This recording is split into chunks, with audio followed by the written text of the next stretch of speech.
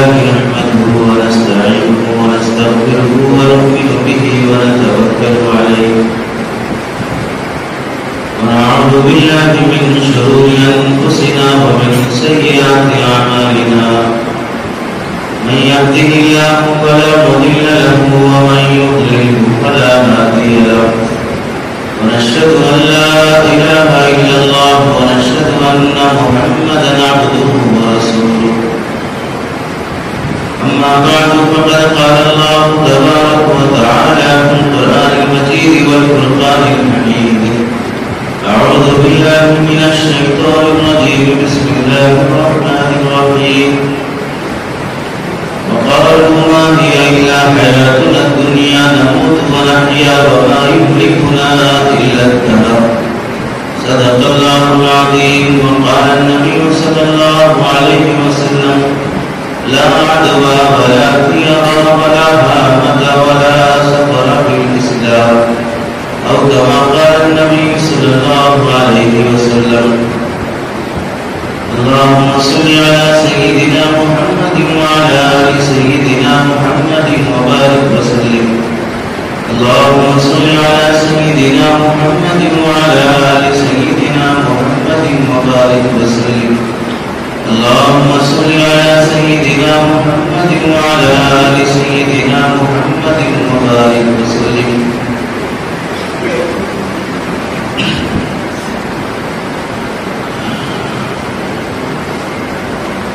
میرے محترم عزیزوں بزرگوں اور دوستوں، قرآن مجید کی آیت اور حدیث پاک کی روشنی میں آپ حضرات کے سامنے جو بات عرض کرنی ہے وہ ہے ماہ سفر سے متعلق۔ ہمارے سماج میں بعض مرتبہ کچھ ایسے رسومات، ایسے توہمات اور ایسے خلاف شرع و نامناسب خیالات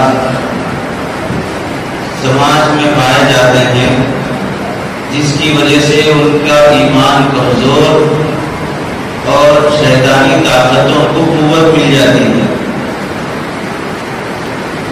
مسلمان اور ساری دنیا اتنی ترقی کرنے کے باوجود بھی بعض ایسے من گھڑت اور بے حیثیت خیالات اور توہمات میں مبتلا ہے جس کی نہ عقل اجازت دیتی نہ شریعت اجازت دیتی، جس میں سے ماہ سفر سے متعلق بھی بعض ایسے نامناسب خیالات سماج میں پائے جاتے ہیں۔ اس کی وضاحت اور تردید مقصود ہے۔ سفر کا مہینہ اسلامی مہینوں میں دوسرا مہینہ ہے۔ اسلامی سال ماہ محرم الحرام سے شروع ہوتا ہے، وہ اسلام کا پہلا مہینہ تھا، اور دوسرا مہینہ سفر المظفر ہے۔ ماہ سفر کے ساتھ سفر المظفر اور سفر الخیر یہ دو صفات جوڑی جاتی ہیں۔ سفر کے معنی کیا ہے؟ سفر کے معنی آتے ہیں خالی ہو جانا۔ زمانے جاہلیت میں ذی قعدہ، ذی الحجہ، محرم، یہ تین مہینے، ذی قعدہ، ذی الحجہ، محرم، یہ تین مہینے لگاتار لوگ لوٹ مار کرنے سے، لڑائی جھگڑے کرنے سے، ایک دوسرے کے زمینات پر ناجائز قبضہ کرنے سے، ایک دوسرے قافلے کو لوٹنے سے رکے رہتے تھے۔ کبھی ان کے اندر شرم، حیا، عقل ماننے کا جذبہ ہوتا تو پھر وہ ان برے کاموں سے رک جاتے، اور اگر کبھی بے شرم، بے حیا اور بالکل ہی ضد پر آ جاتے تو پھر وہ لوگ اپنی بری حرکتوں سے روکتے نہیں تھے، لیکن مہینوں کو بدل دیتے تھے۔ اسلام سے پہلے بھی زمانے جاہلیت میں ذی القعدہ ذی الحجہ محرم میں لڑائی جھگڑا کرنا منع ہے، حرام اور ناجائز ہے۔ لڑائی جھگڑے دو طرح کے ہوتے ہیں، ایک جس کی شریعت اجازت دیتی ہے اور دوسرا جس کی شریعت اجازت نہیں دیتی۔ جو لڑائی جھگڑے جائز ہیں وہ بھی ان 3 مہینوں میں کرنا منع ہے، اور جو لڑائی جھگڑے جائز نہیں ہیں وہ تو 12 مہینے بھی کرنا منع ہے۔ جائز لڑائی جھگڑے کیا ہیں؟ اگر کوئی دین اور اسلام کی اشاعت اور تبلیغ میں رکاوٹ پیدا کرتا ہے، اور اگر کوئی اللہ کی دھرتی پر ظلم فتنہ فساد برپا کرتا ہے، اسے ختم کرنے کے لیے اس سے لڑنا یہ جائز ہے۔ کوئی آپ کی زمین پر ناجائز قبضہ کر رہا ہے، آپ اس سے اپنی زمین چھڑانا چاہتے ہیں تو اس کے لیے کیس لڑنا یہ جائز ہے، منع نہیں ہے۔ جائز لڑائیاں بھی ان 3 مہینوں میں اللہ رب العزت نے منع فرما دیا تھا، اور جو ناجائز لڑائیاں ہیں سماج میں جس کی کوئی وجہ نہیں ہوتی ہے، بلا وجہ کے بڑے بڑے لڑائیاں بڑی بڑی جھگڑے شروع ہو جاتے ہیں، وہ 12 مہینے بھی حرام اور ناجائز ہیں۔ چاہے وہ دنیا کے نام پہ لڑیں، چاہے وہ دین کے نام پہ لڑیں۔ دنیا کے نام پہ لڑنا تو لوگوں کو بھی معلوم ہے، اور عدالتیں کورٹ کچہریاں اس سے بھری ہوئی ہیں۔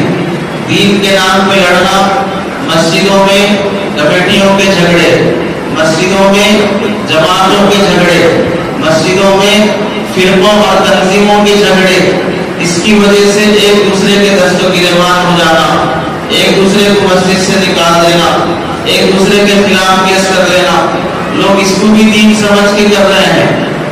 ان سے بڑا جاہل، احمق، بیوقوف، پاگل کوئی اور نہیں ہو سکتا تو دین کے نام پہ لڑائی جھگڑے مسجدوں میں کرتے ہوں اور اس کو دین سمجھتے ہوں۔ کوئی تنظیم، کوئی تحریک، کوئی جماعت، کوئی جمعیت اس کی قائل ہی نہیں ہو سکتی ہے کہ آپ اپنی بات کو ثابت کرنے کے لیے آواز اونچی کریں اور مسجد میں جھگڑے کرنا شروع کر دیں۔ اور یہ وہ لوگ ہوتے ہیں جو نہ کسی کی ماننے والے ہوتے ہیں، نہ کسی کی اطاعت کرتے ہیں، نہ کسی کے تابع بن کے چلتے ہیں۔ جب ان کی نہیں چلتی ہے تو پھر یہ جھگڑوں پہ آتے ہیں، جب ان کی نہیں چلتی ہے تو پھر یہ جھگڑوں پہ آتے ہیں اور اپنے جھگڑوں کو اپنے بڑوں کے سر کر دیتے ہیں۔ ہم آپ کی خاطر لڑ رہے ہیں، ایسا معلوم ہوتا ہے کہ حق ان کے باپ کی جاگیر ہے، ان کے ماں کی پراپرٹی ہے، انہیں وراثت میں ملنا چاہیے، اس لیے حق کی خاطر لڑ رہے ہیں۔ حق کیا ہے، ناحق کیا ہے، خود یہ طے کر لیں گے۔ کسی اور سازش کے سامنے، کسی اور بڑے کے سامنے حق طے نہیں ہوگا، خود طے کر لے گا کہ حق کیا ہے، ناحق کیا ہے۔ اور پھر اگر اس کی طرفداری نہ کی جائے، اس کا سپورٹ نہ کیا جائے، اس کی ہاں میں ہاں نہ ملائی جائے تو پھر کہا جاتا ہے کہ علماء حق بیان نہیں کرتے ہیں۔ غلط بات ہے، علماء حق بیان کرتے ہیں، البتہ یہ ہے کہ تیرے حق میں بیان نہیں کرتے ہیں۔ حق بولنا الگ چیز ہے، تیرے حق میں بولنا الگ چیز ہے۔ حق وہ نہیں ہے جو تیرے حق میں ہو، حق وہ ہے جو سب کے حق میں اور قرآن حدیث کے موافق ہو۔ لوگوں نے ظلم کو حق سمجھ بیٹھا، اپنی طرفداری کرنے کو، سپورٹ کرنے کو، ناجائز ہاں میں ہاں ملانے کو حق سمجھ بیٹھا کہ ہماری ہاں میں ہاں ملا تو پھر یہ حق بولنے والے ہیں، آپ کے خلاف بولنا شروع کر دو تو پھر ناحق بولنے والے ہیں۔ یہ یہودیوں کی صفت ہے۔ اللہ کے نبی علیہ السلام کے پاس آتے تھے زنا کر کے، چوری کر کے، اور پھر ان میں کوئی مالدار ہوتا، صاحب حیثیت ہوتا تو پھر کہتے کہ ہمارے حق میں فیصلہ کرو، اگر ہمارے حق میں فیصلہ ہوگا تو فیصلہ مانیں گے، اگر ہمارے حق میں فیصلہ نہیں ہوگا تو محمد صلی اللہ علیہ وسلم کی بھی نہیں مانیں گے۔ یہ یہودیوں کی صفت ہے کہ اپنے حق کی ماننا، اگر اپنے حق کے خلاف ہو تو نہیں ماننا۔ تو سفر کے مہینے میں جو جائز لڑائی جھگڑے ہیں وہ بھی شریعت میں منع تھے۔ 3 مہینے آدمی اپنی بری عادت سے رکے رہنا بہت بھاری پڑتا ہے۔ تو سفر کے مہینہ جیسے ہی شروع ہوتا تو سارے لوگ گھر بار چھوڑ کے نکل جاتے، پورے گھر اور شہر خالی ہو جاتے۔ اس وجہ سے سفر کے مہینے کو سفر کہا جاتا ہے۔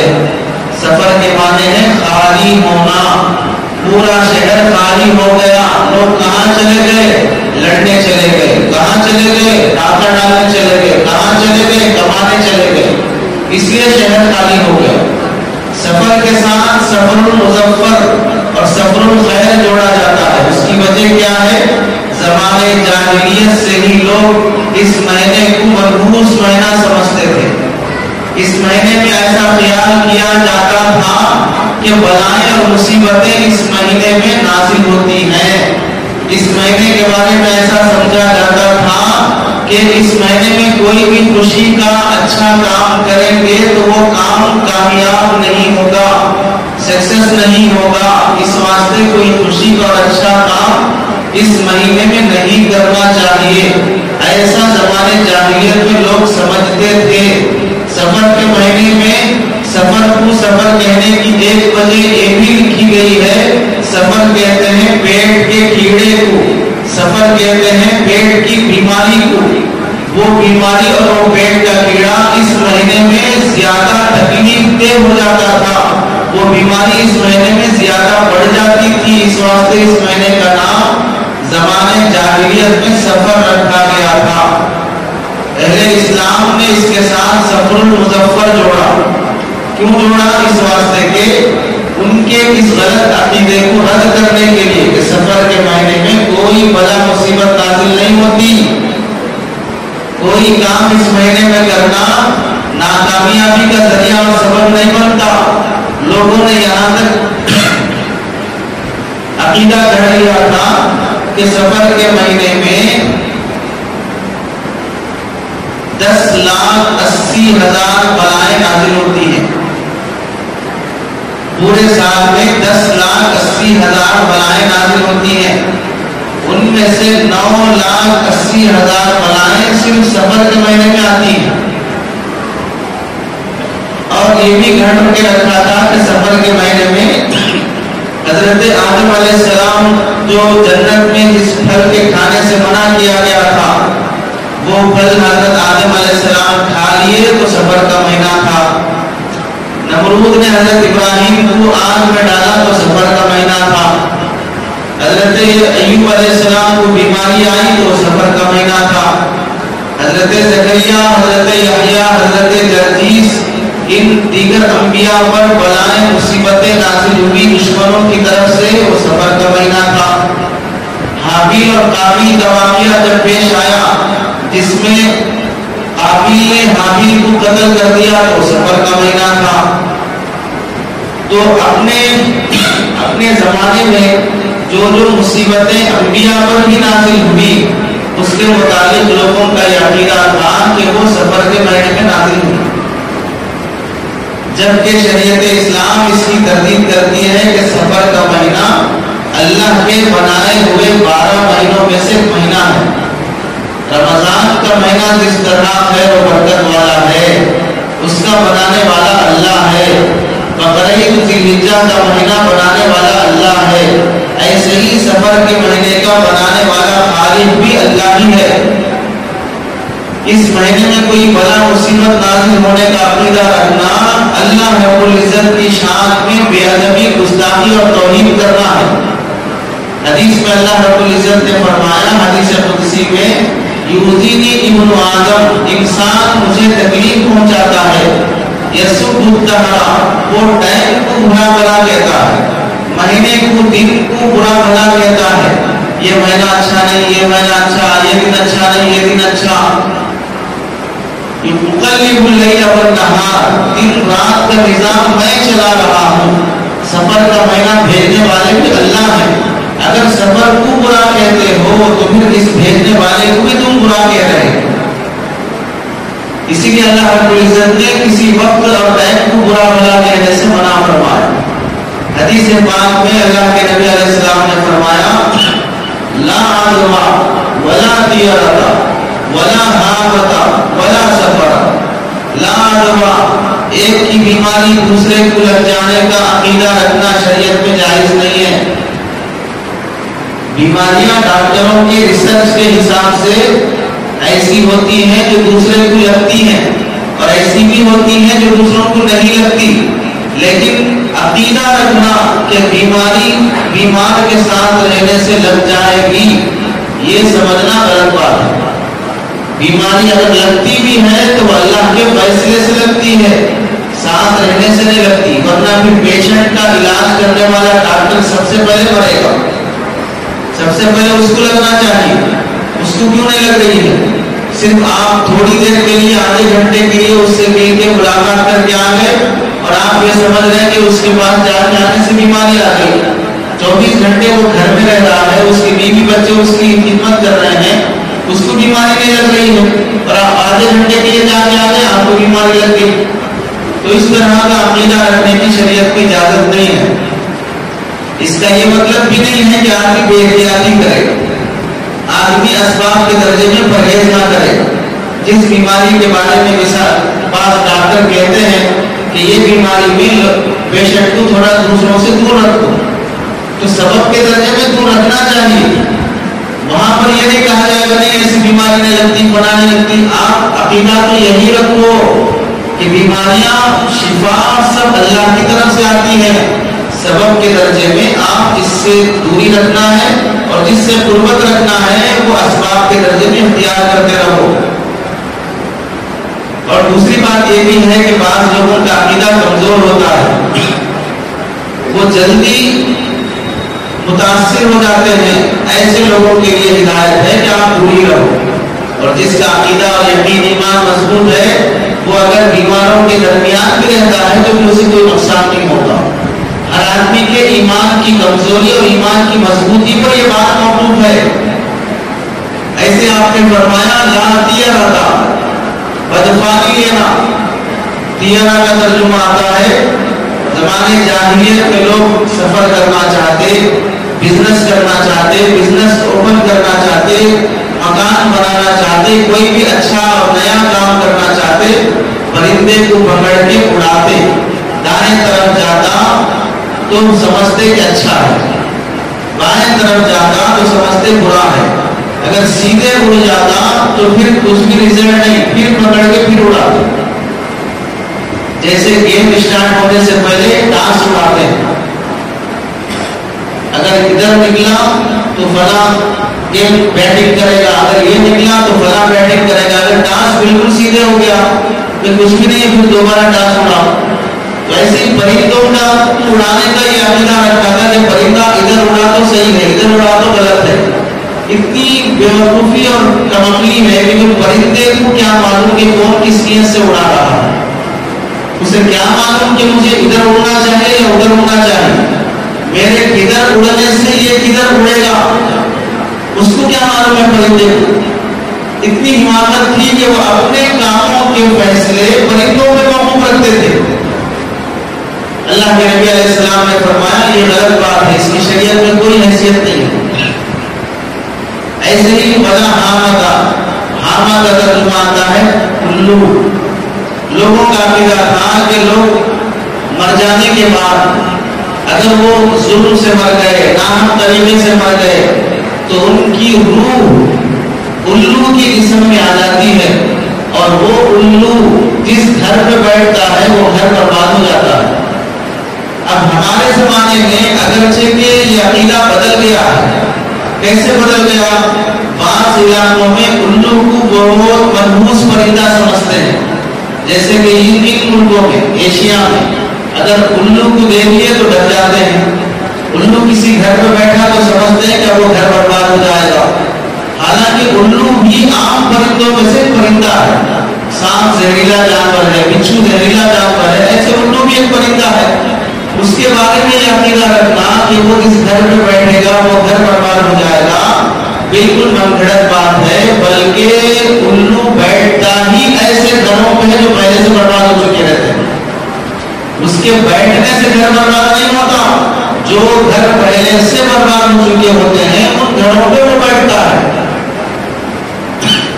اللہ کے نبی علیہ السلام نے اس عقیدے سے بھی منع فرمایا۔ اب یہ الو کا عقیدہ ہمارے زمانے میں کیسے بدل پایا جاتا ہے؟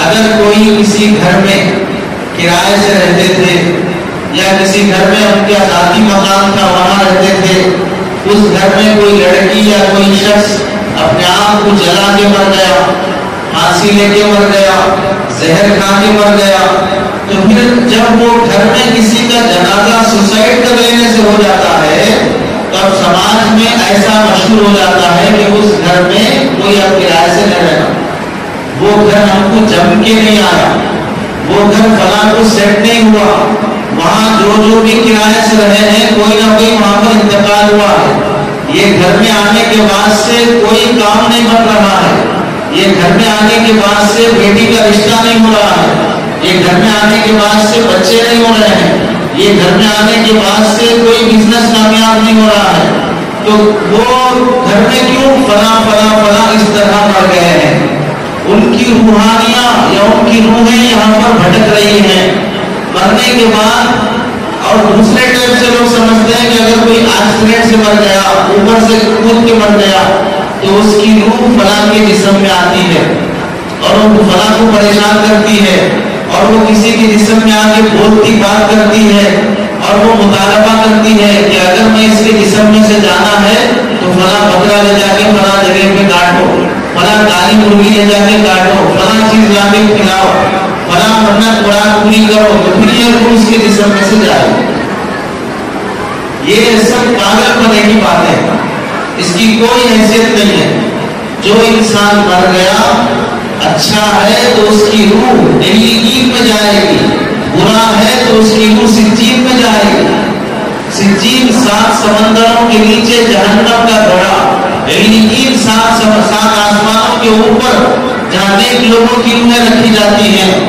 اگر انسان مرا، چاہے وہ اپنی موت مرا، سوسائڈ کر کے مرا، زہر کھا کے مرا، پھانسی لے کے مرا، کسی کی روح دنیا میں نہیں بھٹکتی ہے، کسی کی روح دنیا میں نہیں بھٹکتی ہے، کسی کی روح کسی کے جسم میں نہیں آتی ہے۔ یہ خبر اللہ تعالیٰ انسانوں کی روح کو دیا ہی نہیں ہے کہ وہ دوسرے کے جسم میں آئے۔ اگر وہ اچھی روح ہے تو جنت میں مزے کرے گی، وہ آنا ہی نہیں چاہے گی ایسی سڑی ہوئی دنیا میں جہاں پر اتنا ظلم پایا جاتا ہو، اور اگر وہ روح گنہگار اور بدکار رہے گی تو فرشتے اسے سزا دیتے رہیں گے، وہ آنا بھی چاہے تو نہیں آ سکے گی۔ نیک لوگوں کی روح آنا چاہے گی نہیں، برے لوگوں کی روح آنا چاہے گی بھی تو بھی نہیں آ سکتی، تو پھر کسی کی روح کسی کے جسم میں آ کر پریشان کرنا یہ بات بالکل من گھڑت اور ناسمجھ بات ہے۔ زمانے جاہلیت میں لوگ الو میں کو آ جاتی ہے، وہ الو لوگوں کو برباد کرتا سمجھتے تھے، کم از کم اتنا تو بھی ان کا عقیدہ ٹھیک تھا کہ روح ڈائریکٹ انسان میں آنے کے بجائے الو میں جاتی، الو کے واسطے سے بربادی آتی۔ اب ہم تھوڑا ٹیکنالوجی ترقی کر گئی ہے تو اب وہ روح انڈائریکٹ الو کے آنے کے بجائے ڈائریکٹ انسانوں میں آ جاتی ہے۔ اب اس کے جسم میں جو روح ہے وہ کہاں چلی گئی پھر؟ اس کے جسم میں جو روح ہے وہ کہاں چلی گئی؟ حماقت والی بات ہے، کسی کی روح کسی کے آنکھ میں جسم میں نہیں آتی۔ اب پھر بعض مرتبہ ایسا ہوتا ہے کہ کسی کے جسم میں کوئی آ کے بولتا ہے، بات کرتا ہے، میں فلاں کی بیٹی ہوں، میں فلاں کا بیٹا ہوں، اس طرح بات کرتے ہیں، تو پھر یہ سب کیا ہے؟ یہ سب کیوں ہو رہا ہے؟ یہ سب آپ کے باباؤں کا کھیل ہے، جس کو آپ اپنا بابا مانتے ہیں، ان باباؤں کا کھیل ہے، اور یہ خبیث جناتوں کا کھیل ہے۔ اللہ نے جناتوں کو ایک پاور دے کے رکھا ہے، وہ کسی کے جسم میں جانا چاہے تو جا سکتے ہیں، وہ اللہ نے جنات کی پاور دے کے رکھا ہے، انسانوں کی روح کی پاور حاصل نہیں ہے۔ تو بعض مرتبہ باباؤں کے عمل سے، بعض مرتبہ جادو کے عمل سے، اور بعض مرتبہ خود انسان کے دماغ کی رگیں فیل ہو جانے کی وجہ سے اس طرح خیالی باتیں ہوتی ہیں۔ باقی کسی انسان کی روح کسی کے جسم میں آ کر پریشان نہیں کرتی۔ اب اس کی وجہ سے کیا ہوتا ہے، جس گھر میں لگاتار 3-4 موت ہو جاتی ہے، لوگ اس گھر کو کرایہ پہ لینا نہیں چاہتے، اس گھر کو خریدنا نہیں چاہتے، وہ گھر بڑے سستے میں بک جاتا ہے، بعد میں کوئی آدمی اس گھر کو توڑ کے اچھی بلڈنگ بنا کے اس سے خوب کما لیتا ہے۔ یہ کیا مطلب ہوا کہ روح دوسروں کو پریشان کر رہی ہے اور کوئی تیسرا آدمی جسے نہ جان پہچان کچھ بھی نہیں ہے وہاں بلڈنگ بنا کے خوب کما رہا، تو کیا مطلب کیا روح کا اس سے دوستی ہو گئی، وہ اس کی فرینڈ تھی، دوست تھی کہ فلاں کو پریشان کر رہی ہے، فلاں کا ساتھ دے رہی ہے۔ اس طرح کا روحوں کے واپس آنے کا عقیدہ رکھنا ساری حماقت ہے. ایسے اللہ کے نبی علیہ السلام نے فرمایا ولا سفر، سفر کے مہینے کو منحوس سمجھنا بھی شریعت میں کوئی حیثیت نہیں رکھتا.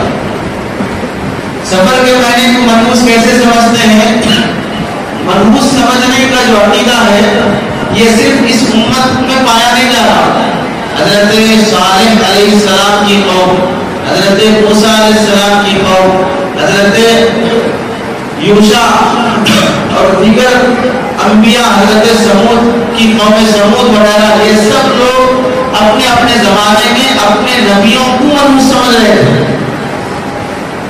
سورہ یاسین میں ہے قالوا انا تطیرنا بکم، ہم تمہیں منحوس سمجھتے ہیں.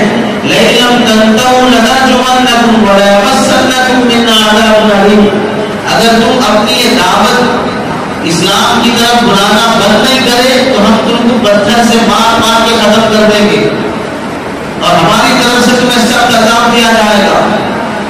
انطاکیہ ایک شہر جسے مفسرین نے لکھا ہے، وہاں حضرت عیسیٰ علیہ السلام کے زمانے میں حضرت عیسیٰ علیہ السلام کے چند حواری، ان کے چند ساتھی دعوت دینے کے لیے گئے تو وہاں کے لوگوں نے انہیں مارنا اور ان کے ساتھ منحوس عقیدہ رکھنا شروع کر دیا کہ ہمارا گاؤں اب تک سکون سے چل رہا تھا، تمہارے آنے کے بعد سے نحوست شروع ہو گئی.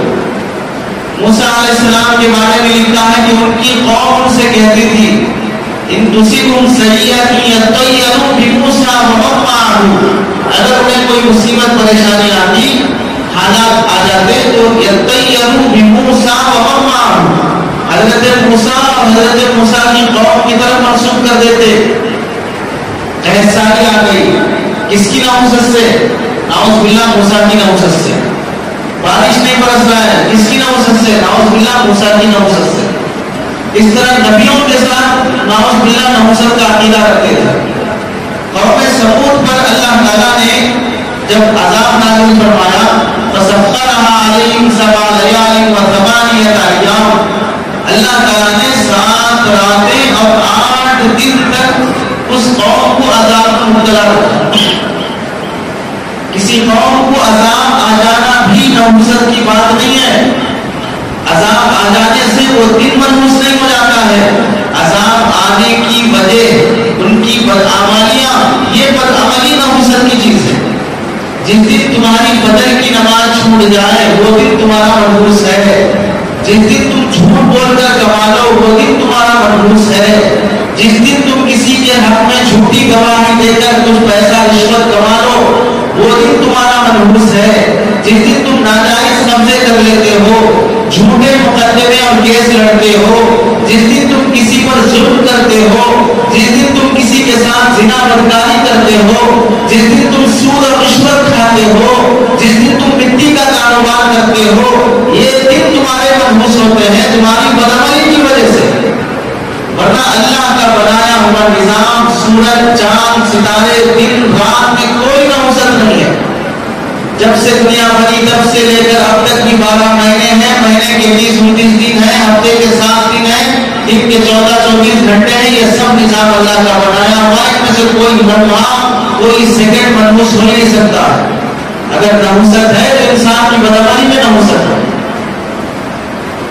ایسے اللہ کے نبی علیہ السلام نے فرمایا اگر کوئی آدمی سفر کے مہینے میں نبی علیہ السلام کی طرف ایک من گھڑت حدیث لوگوں نے گھڑ کے رکھی ہے، من بشرنی بمرور سفر بشرتہ بالجنہ، جو آدمی سفر کا مہینہ نکل جانے کی مجھے خوشخبری سنائے میں اسے جنت کی خوشخبری سناتا ہوں. جو آدمی مجھے سفر کا مہینہ ختم ہو جانے کی خوشخبری سنائے میں اسے جنت کی خوشخبری سناتا ہوں. من گھڑت حدیث ہے. اللہ کے نبی علیہ السلام کے حوالے سے واٹس ایپ پر فارورڈ کرنا ناجائز حرام اور اپنا ٹھکانہ جہنم میں بنا لینا. ایسی کوئی حدیث اللہ کے نبی علیہ السلام سے ثابت نہیں ہے. سفر کے مہینے میں کیا نحوست ہے جس کی وجہ سے اللہ کے نبی علیہ السلام اس کے ختم ہو جانے کی تمنا کرے؟ کوئی نحوست نہیں ہے. اور پھر اگر بالفرض مان بھی لیں کہ یہ حدیث ثابت ہے جبکہ یہ ثابت نہیں ہے تو بھی حدیث کا مطلب یہ نہیں ہے کہ اس مہینے میں نحوست ہے. حدیث کا مطلب یہ ہے کہ سفر کے مہینے کے بعد آنے والا مہینہ ربیع الاول، اور اللہ تعالیٰ اپنے نبی کو اپنے مہینے جس آئی ہے اس وفات کی اطلاع پہلے سے کر دیا ہو اور اللہ سے ملاقات چاہتے ہو تو پھر ظاہر سی بات ہے محبوب سے ملنے کی تمنا میں وقت جلدی گزر جانے کی خواہش کرنا یہ کوئی بری بات نہیں ہے۔ سفر کا مہینہ ختم ہو جائے، ربیع الاول شروع ہو جائے تو پھر میری اللہ سے ملاقات ہو جائے گی، اس نیت سے سفر کا مہینہ گزرنے کی تمنا کرنا الگ بات ہے، لیکن اس کا یہ مطلب نکالنا کہ سفر کے مہینے میں نحوست پائی جاتی ہے، یہ ناجائز اور غلط بات ہے۔ نحوست اصل میں ہم لوگ مختلف طریقوں سے اپنے اندر گھڑ کے رکھے ہیں۔ کیسے؟ سفر کے مہینے میں کوئی منگنی نہیں کرتا، سفر کے مہینے میں کوئی شادی بیاہ نہیں کرتا، سفر کے مہینے میں کوئی بزنس اوپن نہیں کرتا، سفر کے مہینے میں کوئی بڑا کام گھر کی تعمیر وغیرہ کا کوئی بڑا کام نہیں کرتا۔ کیوں؟ سفر کے مہینے میں اگر کوئی بھی کام کرا جائے گا تو وہ صفر ہو جائے گا، زیرو رزلٹ نکلے گا۔ ان من گھڑت عقیدوں کی وجہ سے اچھے رشتے ان مہینوں میں آنے کے باوجود بھی لوگ رشتوں کا انکار کر دیتے ہیں۔ واٹس ایپ پر، فیس بک پر اور فلموں کے ذریعے سے، سیریلوں کے ذریعے سے لڑکیوں کو تاکتے رہو، وہاں کوئی نحوست نہیں ہے۔ ناجائز تعلقات قائم رکھو، وہاں کوئی نحوست نہیں ہے۔ زنا بدکاری کرتے رہو، وہاں کوئی نحوست نہیں ہے۔ جائز رشتہ آ رہا ہے تو پھر یہ نحوست والا ہے، ناجائز رشتے ہو رہے ہیں تو اس میں کوئی نحوست نہیں ہو رہی ہے، اس میں کوئی لعنت نازل نہیں ہو رہی ہے۔ جائز رشتے جہاں پر آ جاتے ہیں وہاں پر نحوست اور لعنت کا عقیدہ رکھ لیا جاتا ہے۔ سفر کے مہینے کی تاریخی حیثیت سے اگر دیکھا جائے، سفر کے مہینے میں حضرت علی رضی اللہ عنہ، حضرت فاطمہ رضی اللہ عنہ کا نکاح سفر کے مہینے میں ہوا۔ نبی پاک صلی اللہ علیہ وسلم کی سب سے چہیتی بیٹی، چار بیٹیوں میں جسے اللہ کے نبی علیہ السلام نے جسے سب سے زیادہ پیار کیا ہے وہ حضرت فاطمہ ہے۔ اللہ کے نبی علیہ السلام کی نسل جس بیٹی کے ذریعے سے چلی ہے وہ حضرت فاطمہ ہے۔ جنت کی نوجوانوں کی خواتین کی سردار وہ حضرت فاطمہ ہے، جن کی اولاد حضرت حسن حسین، جن کو اللہ کے نبی علیہ السلام نے جنت کے نوجوانوں کا سردار ہونے کا موقع دیا، وہ مقام عطا کیا، وہ حضرت فاطمہ رضی اللہ عنہ کا نکاح اس سفر کے مہینے میں ہو رہا ہے۔ اگر اس مہینے میں نکاح کرنا نحوست ہوتا تو پھر اللہ کے نبی علیہ السلام اپنے عمل سے اس مہینے میں نکاح روک کر بتاتے کہ یہ مہینہ نحوست کا ہے، اس مہینے میں نکاح نہ کرو۔ جبکہ ساری دنیا جانتی ہے سادات میں سب سے بڑی عظمت جس کی ہے حضرت علی رضی اللہ عنہ، حضرت فاطمہ رضی اللہ عنہ، حسن حسین، یہ سب اللہ کے نبی علیہ السلام کے خاندان کے اتنے چہیتے اور پیارے ہیں، سید گھرانے کے، آل رسول کے، اہل بیت کے، ان کا نکاح اس مہینے میں ہو رہا ہے تو بتائیے اس مہینے کو نحوست والا کیسے سمجھا جا سکتا ہے؟ بلکہ ان کے اس نکاح کی برکت سے یہ عقیدہ رکھنا چاہیے تھا جس طرح سفر کے مہینے میں حضرت فاطمہ کا نکاح ہونے سے اللہ نے ان کے گھر میں ایک نیک صالح اولاد حسن حسین عطا کیا ہے۔ اگر ہم بھی اس مہینے میں ان کی سنت کو زندہ کرنے کے لیے نکاح کرتے ہیں تو ہماری نسل میں بھی امید ہے کہ اللہ تعالیٰ حسن حسین جیسی اولاد عطا کرے گا۔ یہ عقیدہ رکھنے کی گنجائش ہو سکتی تھی، اس کے بجائے الٹا یہ عقیدہ رکھنا کہ اس مہینے میں شادی کرنے سے شادی نہیں ہوگی۔ اور پھر اس مہینے میں حضرت ابو ہریرہ رضی اللہ عنہ، وہ صحابی 80 یا 70 افراد کے ساتھ غزوہ خیبر کے بعد اسلام قبول کیے۔ حضرت ابو ہریرہ رضی اللہ عنہ 80 یا 70 خاندانوں کے ساتھ اسلام میں داخل ہو رہے ہیں تو وہ سفر کا مہینہ ہے۔ اور حضرت ابو ہریرہ رضی اللہ عنہ وہ صحابی جو اسلام لانے کے بعد سے اللہ کے نبی علیہ السلام دنیا سے پردہ فرمانے تک کبھی نبی کی صحبت سے نہیں ہٹے، کبھی مسجد نہیں چھوڑی، بھوکے فاقے وہی مسجد میں پڑے رہتے، جو حدیث اللہ کے نبی سناتے وہ حدیث حضرت ابو ہریرہ یاد کر لیتے۔ یاد نہیں ہو رہا تھا شروع میں، اللہ کے نبی علیہ السلام سے فرمایا یا رسول اللہ حدیثیں آپ کی یاد نہیں ہو رہی ہیں؟ اللہ کے نبی نے فرمایا چادر بچھاؤ، چادر بچھائے، دونوں ہاتھوں سے اللہ کے نبی نے خالی اس طرح چادر میں ڈالا، کوئی چیز نہیں ہے، خالی ہاتھ ڈالے۔ اس کے بعد فرمایا چادر اٹھا کے اپنے سینے سے لگا دو، چادر اٹھا کے سینے سے لگا لیا۔ اس دن سے لے کر موت کے آخری دن تک کوئی حدیث جو اللہ کے نبی کی زبان سے نکلی اور ان کے ذہن سے ختم ہوگی ایسا ہوا ہی ہوگا، ہر بات اللہ کے نبی کی محفوظ ہو جائے۔ وہ حضرت ابو ہریرہ رضی اللہ عنہ اس مہینے میں اسلام میں داخل ہوئے۔ یمامہ کا سردار سمامہ بن اسال رضی اللہ عنہ کافر تھے، مسلمانوں سے جنگ کیے، بعد میں قیدی بن کر آئے۔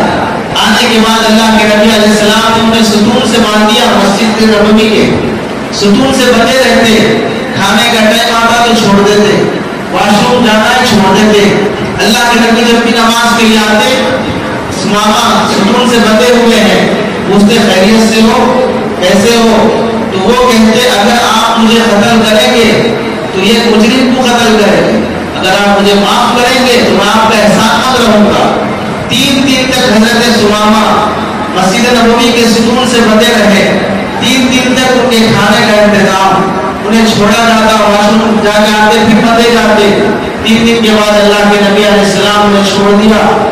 3 دن کے اندر ان کو اللہ کے نبی علیہ السلام نے مسجد کا ماحول دکھایا، ستون سے بندے ہوئے ہیں، مسجد میں کیا ہو رہا ہے، اللہ کے نبی آ رہے ہیں، صحابہ آ رہے ہیں، نماز ہو رہی ہے، قرآن پڑھا جا رہا ہے اور ایک دوسرے کو قرآن حدیث سمجھایا جا رہا ہے، انسانیت کا پیغام دیا جا رہا ہے، غیروں کے ساتھ کافروں کے ساتھ کیسے رہنا چاہیے وہ بتایا جا رہا ہے۔ یہ اخلاق کا ماحول 3 دن تک دیکھنے کے بعد حضرت سمامہ کو جب چھوڑا گیا، مسجد نبوی کے بازو ایک کھجور کے باغیچے میں ایک کنویں میں جا کر غسل کر کے کپڑے پہن کے آئے اللہ کے نبی علیہ السلام کے پاس اور فرمانے لگے یا رسول اللہ، آج سے پہلے اگر دنیا میں مجھے سب سے زیادہ ناپسند کوئی شخص تھا تو وہ آپ تھے، اور آج کے بعد دنیا میں کوئی سب سے زیادہ چہیتا اور پسندیدہ انسان اگر کوئی ہے تو وہ آپ ہیں، آپ مجھے کلمہ پڑھ کے مسلمان بنا لیجیے۔ وہ سمامہ بن اسال رضی اللہ عنہ سفر کے پہلے میں اسلام قبول کیا، اور جب وہ اسلام قبول کر کے اپنے شہر قوم کے سردار ہیں اپنے شہر گئے، مکے والے جو اللہ کے نبی اور صحابہ کو ستا رہے تھے، ان کے ستانے کی خبر جب ان صحابی کو پہنچی سمامہ بن اسال کو، مکے والوں کا راشن خرچہ پانی وہ سب یمامہ شہر سے تعلق تھا، یہاں سے ان کا راشن آتا تھا، اور وہ یمامہ شہر کے سردار ہیں۔ جب پتا چلا کہ اللہ کے نبی کو مکے والے ستا رہے ہیں تو انہوں نے مکے والوں کا راشن پانی بند کر دیا۔ اتنا فاقہ مکے میں آیا کہ مکے کے کافر سڑک پر پڑا ہوا خون چاٹنے کے مجبور ہو گئے، مردار کھا کے جان بچانے کے مجبور ہو گئے۔ اللہ کے نبی علیہ السلام کو پتا چلا تو اللہ کے نبی نے حضرت سمامہ کو خط لکھا، مکے والے بھی انسان ہیں اور ہمارے رشتے دار ہیں، وہ بھی اللہ کے بندے ہیں، ان کے ساتھ ایسا نہ کرو، اپنا راشن پانی جاری کرو۔ تو وہ سمامہ بن اسال اس مہینے میں اسلام قبول کیے، اور پھر اللہ کے نبی علیہ السلام کے زمانے میں اسود انسی نام کا ایک غلیظ انسان جو نبی ہونے کا دعویٰ کیا، اس سے جنگ کرنے کے لیے اللہ کے نبی علیہ السلام نے ایک لشکر بھیجا، اور وہ لشکر جا کر سفر کے مہینے میں اس اسود انسی کو قتل کیا اور اس کی فوج کے ساتھ جنگ کی، اور وہ اس سفر کے مہینے میں مارا گیا۔ تو وہ سفر کا مہینہ تھا، سفر کے مہینے میں دسیوں تاریخی واقعات پیش آئے ہیں جو بہت اچھے اور مبارک واقعات ہیں۔ تو سفر کے مہینے میں جو اتنے بہترین واقعات پیش آئے اس کو منحوس مہینہ سمجھنا کتنی ناسمجھی کی بات ہے۔ لوگ عجیب عجیب طریقوں سے خیالات ڈھڑے رکھے، اگر ہتھیلی میں کھجلی ہوتی ہے پیسے ملنے کی علامت، تلوے میں کھجلی ہوتی ہے کہیں سفر کرنے کی علامت، پیٹ پہ کھجلی ہوتی ہے پٹائی ہونے کی علامت، اگر آنکھ بھڑکتی ہے تو یہ آنکھ بھڑکتی ہے تو اس کا مطلب کچھ پیسہ دولت ملے گا، یہ آنکھ بھڑکتی ہے تو تم نے کسی کو آنکھ دلائی، کسی کو کچھ وعدہ کر کے وعدہ پورا نہیں کیا، گھر پہ کبا کبوتر بیٹھ کے پکارا، کوئی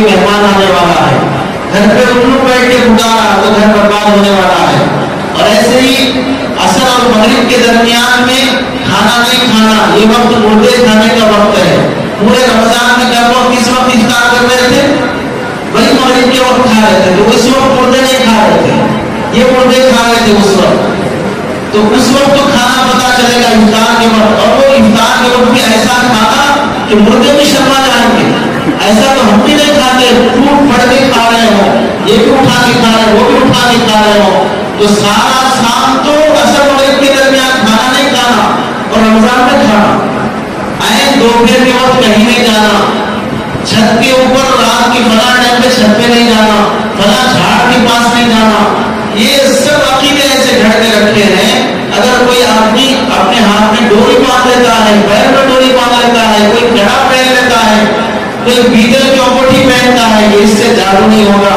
بعض لوگ الٹی بنیان پہنتے ہیں، اس سے جادو نہیں ہوتا. الٹی بنیان الٹی چڈی پہننے سے جادو نہیں ہوتا. جادو کو یہ بنیان چڈی سے کیا تعلق ہے؟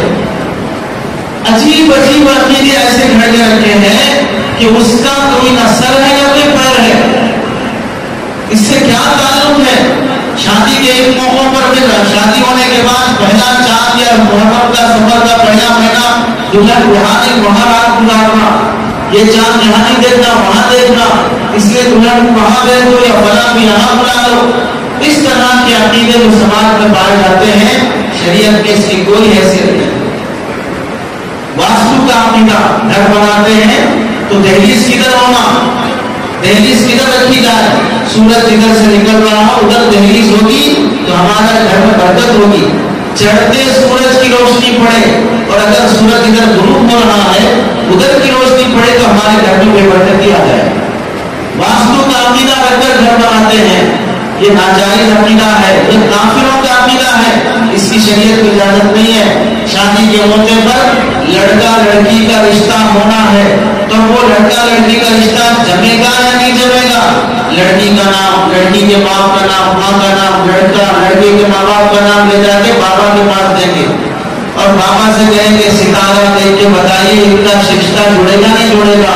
اور وہ بابا اتنے ماشاءاللہ امریکہ سے ریٹائر ہوئے بابا، اتنے سائنسدان، اتنے ٹیکنالوجی جاننے والے، دن میں تمہارے سامنے گھر میں گراؤنڈ فلور پہ جس کے 4 فلور ہے، باہر سے آسمان کی نظر نہیں آتا، یہاں بیٹھ کے ان دونوں کے آسمان پہ ستارے دیکھ رہے ہیں. اور وہ بھی کتنے دیکھ رہے ہیں؟ گھر کے اندر سے دیکھ رہے ہیں. اور دیکھ کے آسمان پہ کتنے لاکھوں کروڑوں ستارے ہیں، ان میں سے ان دونوں کا ستارہ کون سا وہ بھی پہچان لے رہے ہیں. اور پھر ان دونوں ستاروں کو پکڑ کے سیٹ کر کے دیکھ رہے ہیں. سیٹ ہوتے نہیں ہو رہے ہیں. تو پھر آپ بولیں گے کہ ستارے سیٹ نہیں ہو رہے ہیں. اب اگر سیٹ ہونا پڑے گا تو بھی ایک بکرا، ایک مرغی، ایک فلاں اتنے لا کر ذبح کر کے وہ خون وہاں بہا کر اس کا گوشت ہماری فریج میں پہنچانا پڑے گا. جب وہ گوشت فریج میں پہنچ جائے گا، وہ پیسے جیب میں پہنچ جائیں گے تو بابا یہاں بیٹھے بیٹھے آسمان کو ستاروں کو پکڑ کے سیٹ کر دیں گے کہ یہاں رشتہ سیٹ ہو جائے. اور یہ عقل مند اس بابا کی بات پہ وہ رشتہ کرے گا اور اس بابا کی بات پہ رشتہ توڑ بھی دے گا. اتنی تو سمجھ ہونی چاہیے کہ بھائی آسمان ستارے دیکھنے کی طاقت کس میں ہے اور ستارے سیٹ کرنے کی طاقت کس میں ہے. رشتے اللہ جوڑتے ہیں. اللہ جب رشتے جوڑتے ہیں تو بتاؤ کتنے باباؤں کی بیویوں سے جھگڑے ہو کے نہیں چل رہے ہیں. اگر بابا کو اتنا پاور ہے تو اس بابا کو اپنی شادی کے بارے میں ستارہ دیکھنے کی توفیق نہیں ہوگی. اس بابا کے بچوں کی فیملی میں جھگڑے نہیں چل رہے ہیں تو وہ بابا کو ستارے کیوں سیٹ نہیں کر رہا ہے؟ اس کے خاندان میں کیوں جھگڑے چل رہے ہیں؟ لوگ ہاتھ کی لکیریں دیکھ کے فیصلے کرتے ہیں، یہ لکیر ایسے جا رہی، یہ لکیر ایسے جا رہی. تو یہ کنارے دیکھ کے بتائیں کہ آپ کو اتنے بچے ہوں گے، آپ کو یہ سفر ہوگا، آپ کا اتنے ایکسیڈنٹ ہو سکتے ہیں. کوئی دیکھ کے یہ نہیں بتاتا آپ کی کتنی بیویاں ہوں گی. ہتھیلی میں سب کچھ دکھ رہا ہے، بیویاں نہیں دکھ رہی ہیں. بولے گا تو جوتے پڑیں گے، ایک سے زیادہ بیویوں کی بات کرے گا تو جوتے پڑیں گے. تو ہتھیلی میں سب دکھ رہا ہے، جیسے بولتے ہیں ہتھیلی میں حیدرآباد دکھانا، وہ سب دکھانے کا، لیکن ایک سے زیادہ بیویاں نہیں دکھا سکتا ہے. تو یہ ہتھیلی دیکھ کر فلاں کے پاس جا کے فال دیکھ کر بعض لوگ چوری ہو گئی گھر میں تو قرآن کے ذریعے سے فال نکالتے ہیں. قرآن پکڑے گا اس کو گھمائیں گے، قرآن کا جدھر ہوگا تو سمجھیں گے چوری کرنے والا ادھر ہے. بعض لوگ جادوگروں کے پاس، جنات اور عاملوں کے پاس جا کر ہمارے اوپر کون جادو کرایا، ہمارا رشتہ کون چھڑایا، ہمارا گھر کے اندر کون اس طرح کر دیا، اب وہ بابا بولے گا فلاں آپ کا دشمن ہے، وہ آپ پر جادو کرا ہے، تو اس سے رشتہ ناتا توڑ لیتے ہیں۔ یاد رکھو، باباؤں اور عاملوں کی بات پر یقین کر کے کسی کو چور سمجھنا، کسی کو جادوگر سمجھنا، کسی کو اپنا دشمن سمجھنا حرام اور ناجائز ہے۔ اس کی بات پر یقین کرنا، اللہ کے نبی علیہ السلام نے فرمایا من اتا کاہنا، جو کسی اس طرح ہاتھ دیکھ کر، فال دیکھ کر، ہتھیلی دیکھ کر، طوطے کے ذریعے سے، پرندے کے ذریعے سے اور نمبرات ڈال کر، ستارے دیکھ کر کسی بھی طریقے سے تمہارا فیوچر بتائے اور تم اس کی بات پر یقین کر لو گے، تو پھر تم محمد کے لائے ہوئے دین سے نکل جاؤ گے، تم محمد کے لائے ہوئے دین سے نکل جاؤ گے۔ اللہ کے نبی علیہ السلام نے فیوچر نہیں بتایا کیا ہونے والا ہے، کیا نہیں ہونے والا ہے، تمہیں یہ کیسے بتا سکتا ہے کہ فیوچر کیا ہونے والا ہے؟ کتابوں میں ایک لطیفہ لکھا ہے، ایک ایسے ہی فیوچر بتانے والا ایک بادشاہ کے پاس آیا اور بادشاہ کو دیکھ کے بولا کہ آپ صرف 2 سال جی سکتے، اس کے بعد آپ ہو جائیں۔ اس کے بعد سے بادشاہ حیبت میں کھانا نہیں کھا رہا ہے، کوئی حکومت کا فیصلہ نہیں کر رہا ہے، 2 سال میں مرنے کی حیبت میں کچھ بھی کام نہیں ہو رہا اسے۔ ایک عقل مند وزیر دیکھا، پوچھا کیا ہوا آخر کیوں اس طرح حیبت میں ہے؟ تو بادشاہ بولا فلاں صاحب آئے تھے، وہ بولے 2 سال کے بعد آپ تبک جاتے ہو، اس حیبت میں کچھ بھی نہیں کھایا جا رہا ہے۔ تو وزیر بولا اس کو بلائیے، جو آپ کو بولا 2 سال میں چلے جاتے اس کو بلائیے۔ بلانے کے بعد بھرے دربار میں کھڑا کر کے وزیر نے اس سے پوچھا تیری زندگی اور تیری عمر کتنی ہے بتا؟ تو اس نے کہا کہ میری عمر اور 10 سال ہے، میری عمر اور 10 سال ہے۔ وزیر اسی وقت تلوار نکالا، گردن اڑا۔ بادشاہ نے بولا جس کو اپنی عمر کا پتا نہیں ہے وہ تمہاری عمر کیسے بتائے گا کہ 2 سال کے بعد تم مر جاؤ؟ یہ خود اپنی عمر کے بارے میں بولا نا 10 سال ہے، کبھی میں اس کو مار دیا مر گیا، اور آپ کو بول رہا ہے کہ 2 سال کے بعد مر جائے گا۔ اس کو اپنی عمر کا پتا نہیں ہے، وہ تمہاری عمر کیا بتائے گا؟ جو لوگ سڑکوں پہ بیٹھے ہوئے رہتے ہیں طوطا لے کر اور چیٹیاں لے کر، لوگ ان کے پاس جا کے بات دکھاتے ہیں، لوگ ہاتھوں میں انگوٹھیاں پہنتے ہیں، فیروز کی کنکر کی انگوٹھی، فلاں ہرے کنکر کی انگوٹھی، یہ انگوٹھی پہنیں گے تو بزنس کامیاب ہوگا، یہ انگوٹھی پہنیں گے تو جادو نہیں ہوگا، یہ انگوٹھی پہنیں گے تو نظر نہیں لگے گی۔ اگر اس طرح انگوٹھیوں میں اتنا پاور اور طاقت ہے تو ایک انگوٹھی اپنے پرائم منسٹر کو بنا دو، کچھ نہ کچھ حالات بدل جائیں گے، کچھ نہ کچھ اچھے دن آئیں گے، اکاؤنٹ میں 15 لاکھ آئیں گے۔ کوئی نہ کوئی انگوٹھی ایسی ہے تو پہنا دو پھر لے جا کے، پتا چلا نہ انگوٹھیوں میں پاور ہے نہ کسی، بلکہ حجر اسود میں بھی اللہ نے کوئی پاور نہیں رکھا سوائے اس کے کہ وہ مومنوں کے گناہوں کو چوستا ہے اور کل قیامت کے دن اس کا بوسہ لینے والوں کی گواہی دیتا ہے۔ اس کے علاوہ کوئی حجر اسود بھی اپنے گھر میں لا کے رکھ لے، حجر اسود اپنے گلے میں ڈالے، حجر اسود کی انگوٹھی بنا کے پہن لے اور اس سے یہ سمجھے کہ اس سے میرے کام بن جائیں گے، وہ بھی شرک کر رہا ہے۔ جنت سے آیا ہوا پتھر جب اس کے ساتھ یہ عقیدے جوڑنے کی اجازت نہیں ہے، اسی لیے حضرت عمر رضی اللہ عنہ نے فرمایا تھا یا حجر فإنک لا تنفع ولا تضر، حضرت عمر نے فرمایا تو ایک پتھر ہے، نہ تو نقصان پہنچا سکتا نہ نفع پہنچا سکتا ہے۔ لوگ تجھے چوم رہے ہیں اس واسطے کہ ہمارے نبی نے تیرا بوسہ لیا ہے، اگر نبی ہمارے تیرا بوسہ نہیں لیتے تو ہم بھی تیرا بوسہ نہیں لیتے۔ حضرت عمر نے نئے اسلام میں داخل ہونے والے جاہلوں کے عقیدے کی تردید فرمائی۔ حجر اسود کا بوسہ عبادت اور معبود ہونے کی حیثیت سے نہیں ہے، سنت ہونے کی حیثیت سے۔ تو ایمان بہت بڑی، بہت بڑا پاور والی۔ بہت سے لوگ گھر بناتے ہیں تو گھر کی دہلیزوں پہ ڈوریاں بنتے ہیں، لال ڈوری، اس میں سپاری اور اس میں کچھ پیسے بنتے ہیں تاکہ کوئی نظر نہ لگے۔ گاڑی لیتے ہیں تو گاڑی پر کچھ دم دبا کراتے ہیں۔ غیر مسلم لوگ مندر جا کے وہاں پر نیمبو وغیرہ بنتے ہیں تو یہ لوگ اس بابا کے پاس جا کے عمل کراتے ہیں۔ یہ ساری چیزیں شرک سے تعلق رکھنے والی چیزیں ہیں، شریعت میں اس کی کوئی حیثیت نہیں ہے۔ اللہ سے دعا ہے کہ اللہ تعالیٰ ہم سب کو سننے سے زیادہ عمل کی توفیق نصیب فرمائے۔ آمین وآخر دعوانا الحمدللہ۔